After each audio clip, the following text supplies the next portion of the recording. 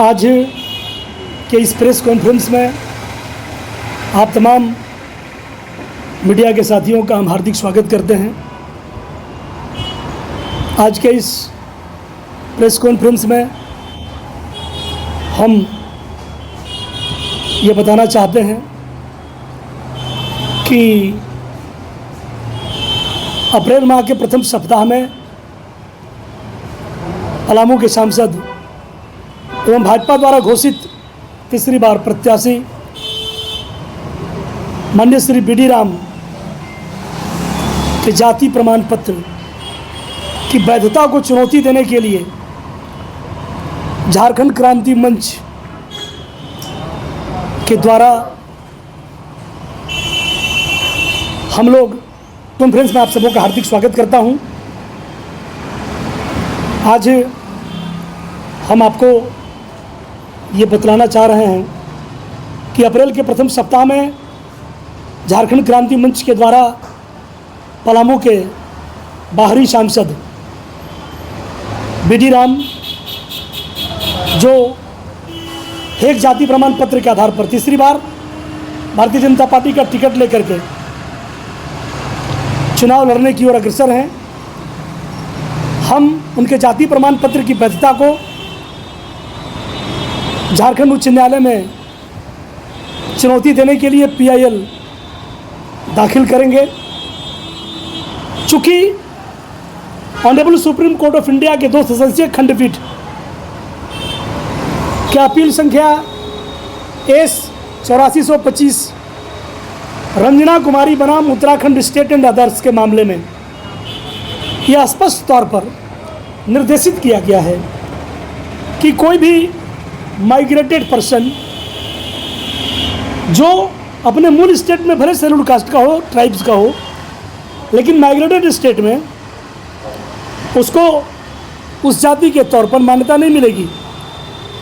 इस हिसाब से अगर माननीय बी डी राम जी का जाति प्रमाण पत्र बिहार से निर्गत हुआ है तो उसकी मान्यता स्वतः समाप्त हो जाती है।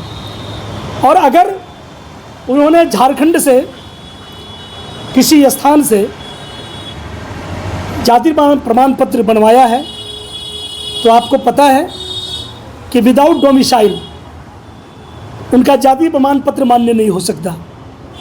चूँकि इसके लिए लैंड रिकॉर्ड्स की ज़रूरत पड़ती है, खतियान आदि। निश्चित तौर पर इस तरह के कई मामले सामने आ रहे हैं देश भर में। महाराष्ट्र के रामटेक पार्लियामेंट्री कंस्टिट्यूंसी में कांग्रेस पार्टी ने रश्मि बर्वे जी को उम्मीदवार बनाया, उनका भी जाति प्रमाण पत्र इस आधार पर खारिज कर दिया गया है। हम आपको बता दें कि अगर बिहार का जाति प्रमाण पत्र है, पिछले पंचायत के चुनाव में बिहार की महिला जिसकी शादी झारखंड में हुई, मुखिया से लेकर के पंचायत समिति और जिला परिषद तक का चुनाव वो नहीं लड़ पाई। अभी इसी तरह के मामले में गिरिडीह के मेयर की मान्यता समाप्त कर दी गई। बहुत सारे ऐसे मामले हैं, सरकारी नौकरियों का मामला है, नगर निकाय चुनाव का मामला है, पंचायत चुनाव का मामला है, उसमें मान्यता नहीं है। तो फिर क्यों आखिर माइग्रेटेड लोग झारखंड में आकर के झारखंड वासियों का हक लूट रहे हैं। पलामू लोकसभा क्षेत्र शेड्यूल्ड कास्ट के लिए रिजर्व है, पूरे राज्य में एकमात्र। लेकिन अफसोस की बात यह कि पलामू लोकसभा क्षेत्र के शेड्यूल्ड कास्ट को मौका नहीं मिल करके जो माइग्रेटेड लोग हैं, जो बाहरी लोग हैं, जैसे बी डी राम जैसे लोग ये सांसद बन जाते हैं तो अपनी बेटी का NGO के माध्यम से एम्बुलेंस फंड में लूट मचाते हैं ऐसे लोग।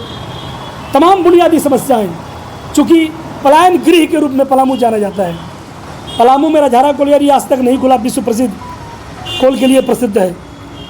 भौनापुर का डोलोमाइट खदान माइंस आपको पता है, जो अति महत्वाकांक्षी मंडल डैम प्रोजेक्ट है। माननीय प्रधानमंत्री जी ने पिछले चुनाव में चियाकी हवाई अड्डे पर इसकी घोषणा की थी कि वो बनेगा, लेकिन वो कुछ बन नहीं पाया। बहुत सारी ऐसी बातें हैं, हम क्या बताएं। इनके कार्यकाल में रोज़ रोज़ बेपनाह जुल्मों का कहर होता है, यातनाओं के घोर अंधेरे में सफ़र होता है। अरे सर से सीने में, कभी सीने से पाँव में, कभी एक जगह हो, एक विभाग में हो, तब न कहें कि दर्द इधर होता है। इनको लूटने से फुर्सत नहीं है। वर्दी घोटाला, सीक्रेट सर्विस फंड घोटाला, जितने गांव को गोद लिया आज तक गोद में ही है, गोद से ज़मीन पर नहीं उतरे हैं। ये अपने लूट में मग्न है और भाजपा के लोगों को संतुष्ट करने में ही शायद मग्न है। जो स्थिति है ज़मीन के बारे में वो नहीं सोच रही, इसलिए इस बार पार्टी का मामला नहीं बल्कि माटी का मामला है। हम निवेदन करेंगे कि पलामू लोकसभा क्षेत्र के तमाम लोग तैयार हो जाएं और भारतीय संविधान को बचाने के लिए इनके खिलाफ कमर कस लें। धन्यवाद।